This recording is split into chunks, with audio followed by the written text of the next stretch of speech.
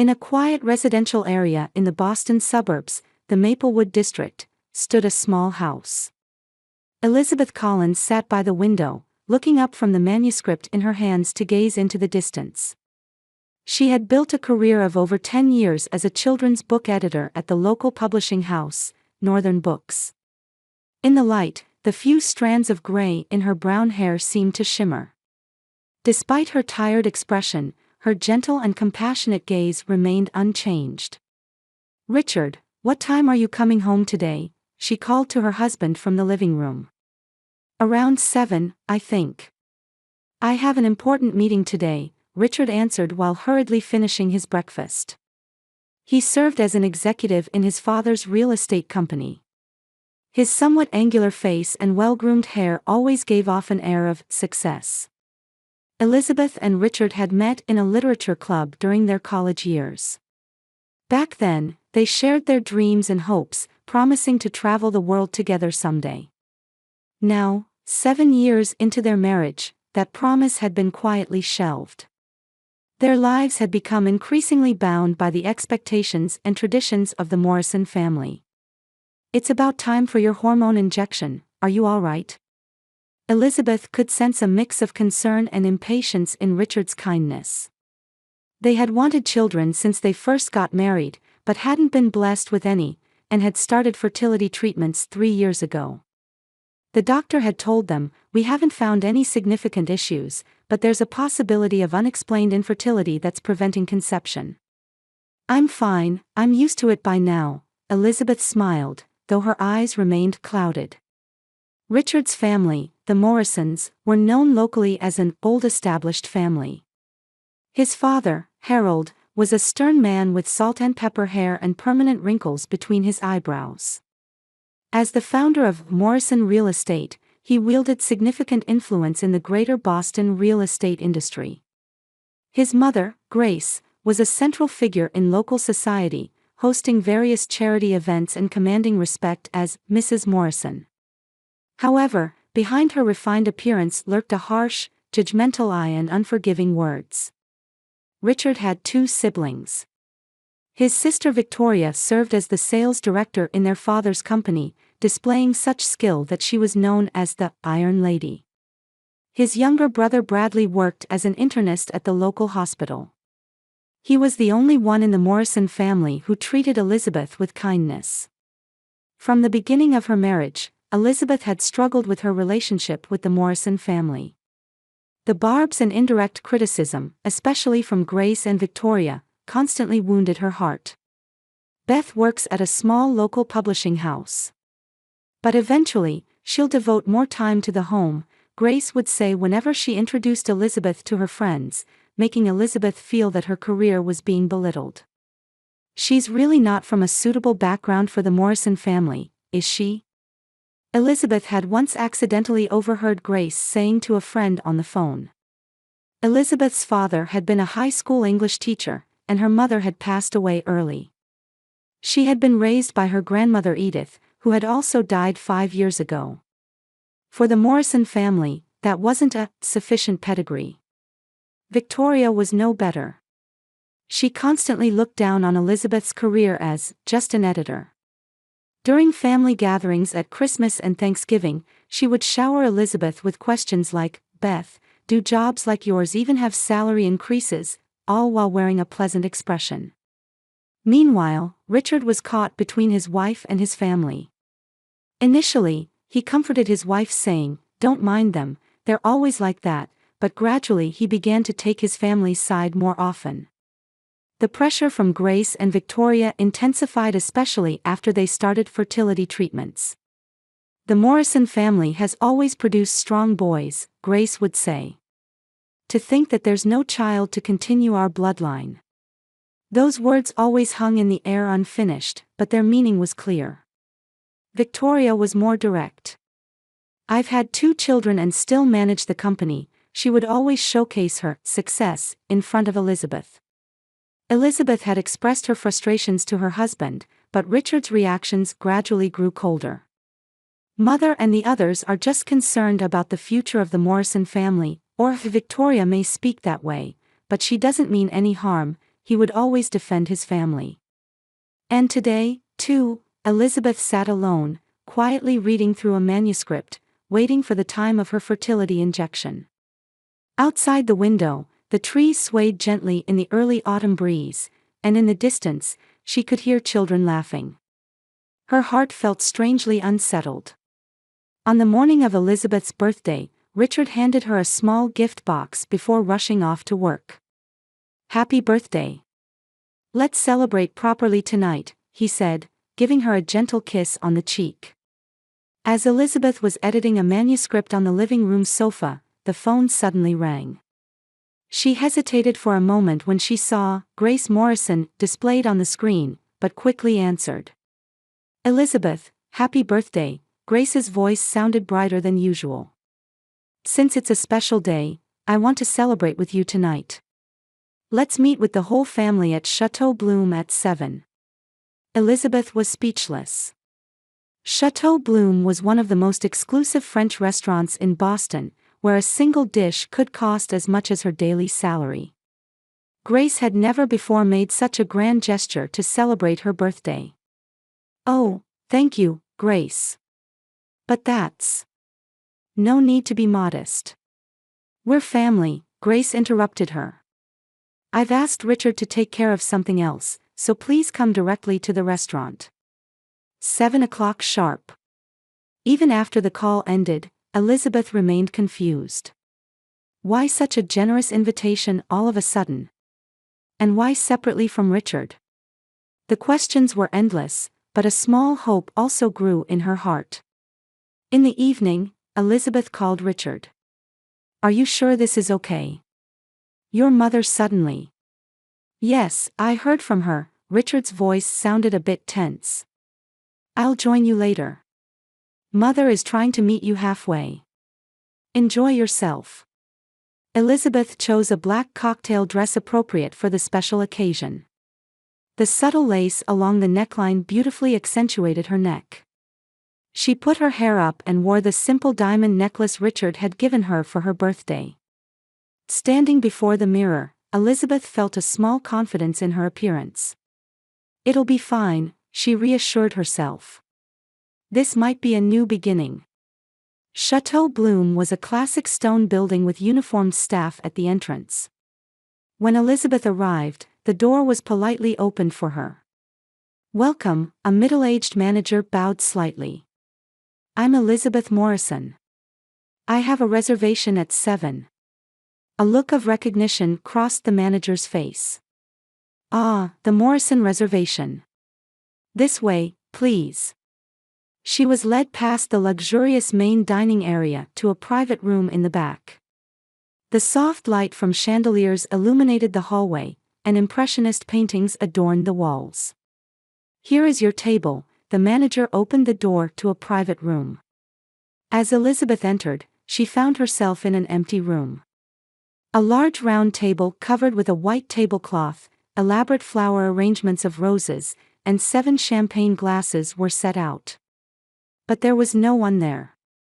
"Excuse me, has everyone not arrived yet?" Elizabeth asked in confusion. The manager gave her a puzzled look. "All the Morrisons have already arrived. Please wait a moment." With that, he closed the door and left. Elizabeth slowly looked around the room. She noticed a small envelope placed on the table. Her name was written on it in elegant script. With trembling hands, Elizabeth picked up the envelope. When she opened it, 2 documents fell out.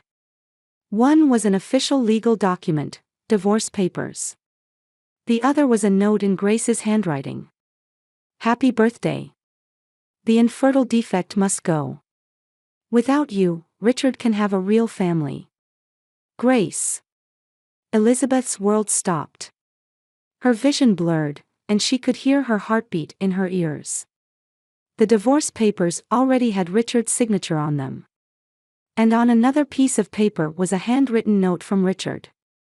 "I want to leave an heir for the Morrison family. It's no longer possible with you. I've already moved to another apartment. Goodbye. Richard." Elizabeth's hands trembled, and the papers fell to the floor. Hot tears rolled down her cheeks. "So this is how a 7-year marriage ends," she said aloud. The air in the room felt heavy, almost suffocating around her. She collapsed into a chair, unconsciously touching her ring. The memory of receiving this ring 7 years ago, full of hope and love, was vivid in her mind. And now, it had all crumbled in an instant. But amid the shock and sadness, another emotion began to rise from within Elizabeth. Faint at first, but gradually growing stronger: anger. Grace's cruel words, Richard's betrayal, and the fact that they had chosen Elizabeth's birthday for such a cruel act. She slowly stood up and wiped away her tears. "Defect," she repeated in a small but firm voice. Suddenly, determination filled Elizabeth. She went to the door and pressed the button to call the waiter. A young waiter appeared. "How may I help you, madam? Who is paying for tonight's dinner?" Elizabeth asked calmly. "It has been prearranged on Mr. Morrison's credit card," the waiter replied. A small smile appeared on Elizabeth's lips. "In that case, I'd like to order the finest dinner course and champagne.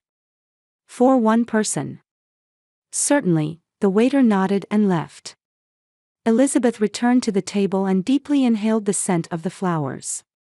She put the divorce papers back in the envelope and tucked them into her bag. "This isn't the end," she quietly told herself. "This is the beginning." The champagne was brought in. Bubbles danced in the glass. Elizabeth gazed at them while beginning to formulate a plan in her mind. There was a light of determination in her eyes. 3 months had passed. Elizabeth was looking at the snow piling up outside the window of her small apartment. The divorce proceedings had gone surprisingly smoothly. The Morrison family's lawyer had handled everything, urging Elizabeth to sign quickly in exchange for her share of the joint property. She didn't even hire her own lawyer, quietly and swiftly accepting the separation from her past life. She never met Richard face to face, everything was done through representatives. There were no messages from him, no apologies, nothing. As if their 7-year marriage had been an illusion. Elizabeth picked up her coffee cup and looked at the envelope placed on the small kitchen table in her apartment. It was addressed to Ms. Elizabeth Collins. After the divorce, she had reverted to her maiden name. The envelope had arrived yesterday. It was from a law firm in Sayville, a small town in Cape Cod, Massachusetts. She hadn't opened it yet. The phone rang, pulling Elizabeth from her thoughts. "Hi, Jennifer," it was a colleague from the publishing house. "How are you? I've been worried since I haven't seen you around." "I'm fine, thank you," Elizabeth smiled. Jennifer was one of the few friends who had stood by her after the divorce. "I'm just taking a little break." "I understand. But you can come back anytime. Everyone's waiting for your manuscripts." After the call ended, Elizabeth turned her attention back to the envelope. Taking a deep breath, she finally opened it. "Dear Ms. Elizabeth Collins, we respectfully inform you regarding the execution of your grandmother, Edith N. Collins's will." Elizabeth's eyes widened as she read through the letter. Her grandmother Edith, who had been like a parent to her since childhood, had passed away 5 years ago. At the time, Elizabeth thought her inheritance consisted only of a small savings account and mementos. However, according to this letter, grandmother Edith had secret assets. Investments she had started in her youth had quietly but surely grown into a substantial fortune. And Edith had named Elizabeth, her only grandchild, as the heir. Assets totaling approximately $8 million will be transferred to you through a trust fund.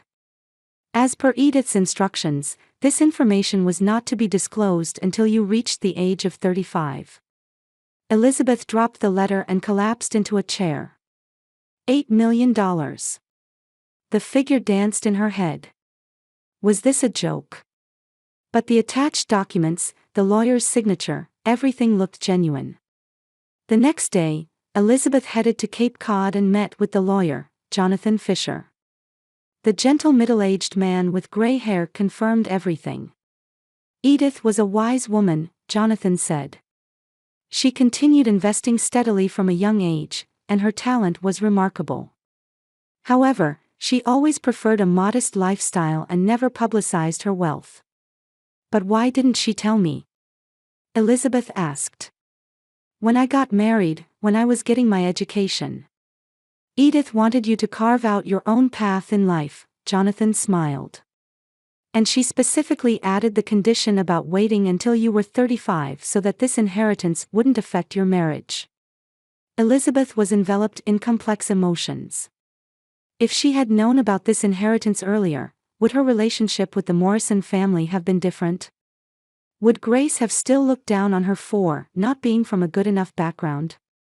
Would Richard have still abandoned her? No, that's not the case, she told herself. Even with money, their essential nature wouldn't have changed. Elizabeth confided in Jonathan about her recent situation, the divorce, the Morrison family's treatment, and her current circumstances. Jonathan listened to her story with empathy and understanding. Elizabeth, you now have a wonderful opportunity to restart your life, he said. Edith's wish was for you to be truly happy. A few weeks later, Elizabeth made a new decision. First, she decided to get retested to determine the cause of her infertility.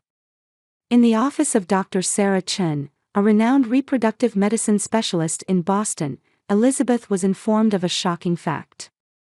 Elizabeth, Dr. Chen took her hand. There's nothing wrong with you.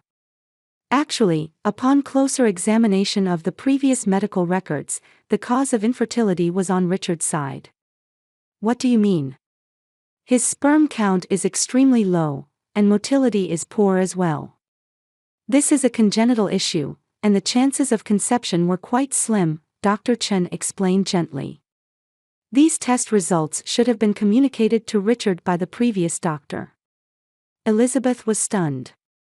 But I never heard about this. Unfortunately, male infertility is often difficult for the individual to accept. Especially in families that place a high value on lineage. Dr. Chen's words echoed in Elizabeth's mind. Richard had known. And so had his family. Yet they had treated her as the defect. For the sake of the Morrison family's male pride. Knowing this truth, something changed within Elizabeth. It wasn't sadness or anger, but a quiet sense of liberation. She no longer needed to blame herself. By spring, Elizabeth had made a big decision. She decided to open a small bookstore specializing in children's books, a dream she had long held. She rented the first floor of an old stone building in Boston's Beacon Hill district and named it Edith's Bookshelf. The name, chosen in honor of her grandmother, seemed to give her strength. The bookstore's opening was a small event, but thanks to her connections in the publishing industry, local authors also attended.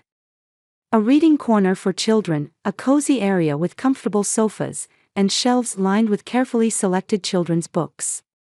Elizabeth felt like she had finally found her place. One evening, she was reading the business section of the local newspaper. There was news that Morrison Real Estate was facing a management crisis. The real estate market had cooled due to the impact of the COVID pandemic, and Harold had accumulated substantial debt from a large project.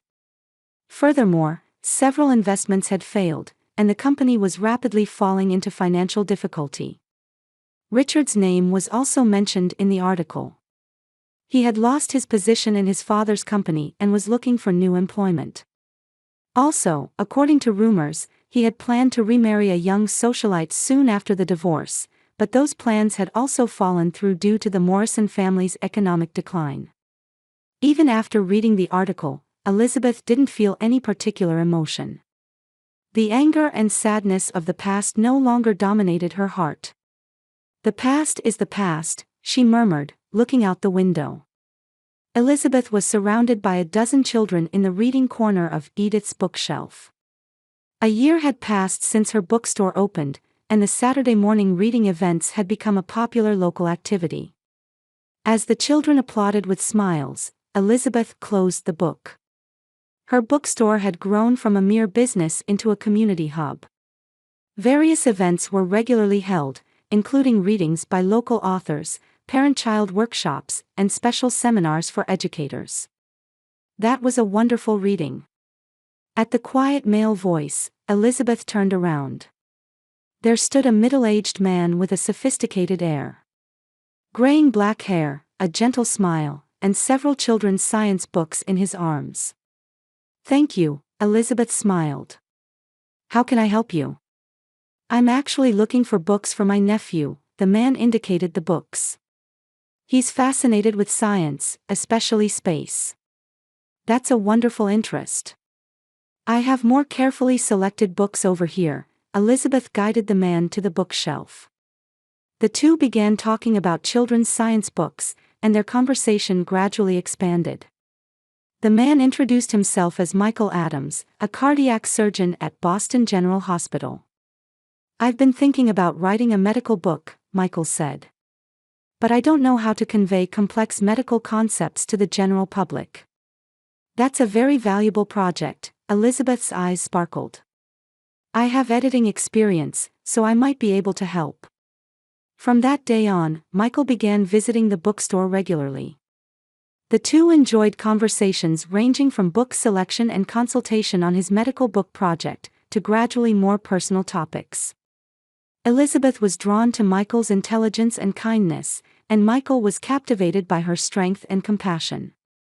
When Elizabeth revealed her divorce experience, Michael didn't judge her but quietly listened to her story. "You're a truly strong person," he said. "To overcome such an experience and now be doing work that enriches the lives of others." Around the time their relationship was deepening, an unexpected visitor appeared. While Elizabeth was checking the accounts in the bookstore's office, there was a knock at the door. "Come in." The door opened, and there stood Richard. Gone was his confident appearance, he had a tired face and seemed to have lost some weight. There were fatigue circles under his eyes, and he looked noticeably older than a year ago. "Elizabeth," he hesitated, standing still. "Will you hear me out?" Elizabeth felt a momentary flutter in her chest but quickly regained her composure. "What do you want?" she asked calmly. "I was wrong." Richard entered the room and closed the door. "I want to sincerely apologize for that night on your birthday.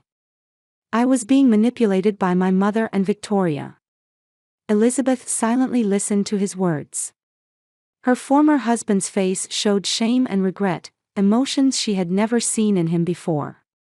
"The company is on the verge of bankruptcy," Richard lowered his voice. "Father has taken to drinking, mother has been abandoned by her friends. Victoria has transferred to a small company in Chicago. We've lost everything." "And?" Elizabeth questioned without showing emotion. "Actually, our inability to have a baby was my fault," Richard lowered his eyes. "Bradley confirmed it medically. But mother said it was a family disgrace and told me to hide it." Elizabeth's heart swayed with complex emotions. Anger, sadness, and a strange sense of release. But her expression remained calm. "I blamed you then. I made it your fault." Richard's voice trembled. "I'm truly sorry. I understand now. You were a wonderful woman. I threw away the best wife for my family's foolish pride." As Richard was about to continue, Elizabeth's cell phone rang. "Excuse me," she answered the phone. "Jessica, what is it?" "It's from Mrs. Morrison," Elizabeth's secretary reported in a panicked voice. "She says her son Bradley has been hospitalized in an emergency. She says she needs to talk to you." After hanging up, Elizabeth's expression was filled with tension. "Bradley's been hospitalized." The color drained from Richard's face. "What? What happened?" The two rushed to the hospital. In the intensive care unit of Massachusetts General Hospital, Bradley lay in bed with a pale face. By his side sat Grace, looking exhausted. "Elizabeth, you came." Grace's voice had lost its former dignity. According to the doctor, Bradley had developed a hereditary kidney disease and needed dialysis. A transplant would be the best treatment, but there was no compatible donor in the family. The Morrison family had a hereditary tendency toward kidney disease, and Richard also carried a potential risk. "We've all been tested," Grace clutched a handkerchief with trembling hands. "But none of us are compatible." Elizabeth gazed at Bradley through the glass of the hospital room. He was the only one in the Morrison family who had been kind to her. "What's his condition?" Elizabeth asked the doctor. "He's stable at the moment, but his kidney function is declining rapidly. Without a compatible donor." The doctor's words trailed off. The next day, Grace came directly to Elizabeth's bookstore. Her formerly dignified appearance was gone, there were circles under her eyes, and her hair was disheveled. "Please, Elizabeth," Grace's voice choked. "Help Bradley. Would you consider getting tested for compatibility?" Elizabeth looked at her former mother-in-law, who had once called her a defect. The woman before her was no longer that arrogant Grace Morrison. She was just a mother concerned for her son's life. "Why are you asking me?" Elizabeth asked quietly. "You were always compassionate," Grace lowered her eyes. "And we have no one else to turn to now." After deep consideration and consultation with Michael, Elizabeth ultimately decided to get tested. Michael, as a doctor, supported her decision while worrying about her health and the psychological impact. "This is a big decision," Michael held her hand. "Considering what they did to you, no one would blame you." "But who would I become then?" Elizabeth answered quietly. "I would become just like them." The test results revealed that Elizabeth was compatible as a donor for Bradley. She could donate part of her kidney. The day before the surgery, Elizabeth visited Bradley's hospital room. He smiled weakly. "Why, are you doing this for me?" Bradley asked in a hoarse voice. "This isn't about forgiveness," Elizabeth answered honestly. "I just want to do what's right as a human being." On the morning of the surgery, she quietly told Grace, "This isn't for you or your family. I'm just doing what's right as a human being. And this is my final gift to you." The surgery was successful, and Bradley began recovering. Elizabeth's act was covered in the local newspaper, further enhancing her reputation. But for her, it was the final form of reconciliation with the past. She had followed her own conscience and fully opened the door to a new life. 2 years had passed. During Elizabeth's recovery period from the surgery, Michael had been dedicated in supporting her. Not just with appropriate care using his knowledge as a doctor, but his kindness and patience had fostered a strong bond in Elizabeth's heart. "Are you ready?" Michael peeked his face through the living room door. Just a moment more, Elizabeth was fitting pearl earrings in front of the mirror. A peaceful satisfaction showed on her face. A year ago, Elizabeth and Michael had held their wedding ceremony in a small church. It was a warm ceremony surrounded by colleagues from the publishing industry, regular customers from the bookstore, and Michael's family. Elizabeth was dressed in an elegant but not flashy ivory dress, holding a bouquet made of flowers from her hometown. After the wedding, the two had renovated Elizabeth's house, creating a bright and open shared home. At the same time, they had also launched a support group for couples struggling with infertility. Their activities, utilizing Elizabeth's experience and Michael's medical knowledge, were giving hope to many people. And 6 months ago, a new joy had been added to their lives. Through an adoption agency, they had welcomed 6-year-old twin girls, Emma and Sophia. The sisters, who had a history of abuse, were initially wary, but gradually opened their hearts to Elizabeth and Michael's dedicated love. "Come on, girls, let's go." Elizabeth entered the living room and smiled at the twins in their pretty dresses. "Where are we going?" Sophia asked with curious eyes. "A special place," Elizabeth answered gently. "A place with important memories for me." The four headed downtown by car and eventually arrived in front of Chateau Bloom. It was the upscale restaurant where Elizabeth had once eaten her birthday dinner alone, crying. "Welcome, Mr. and Mrs. Adams," the manager politely greeted the four. He was a different person from 3 years ago. As they were being shown to the main dining area, Elizabeth noticed two figures sitting at a table in the back of the restaurant. It was Grace and Richard. Grace had lost her former glamour, and Richard clearly looked aged.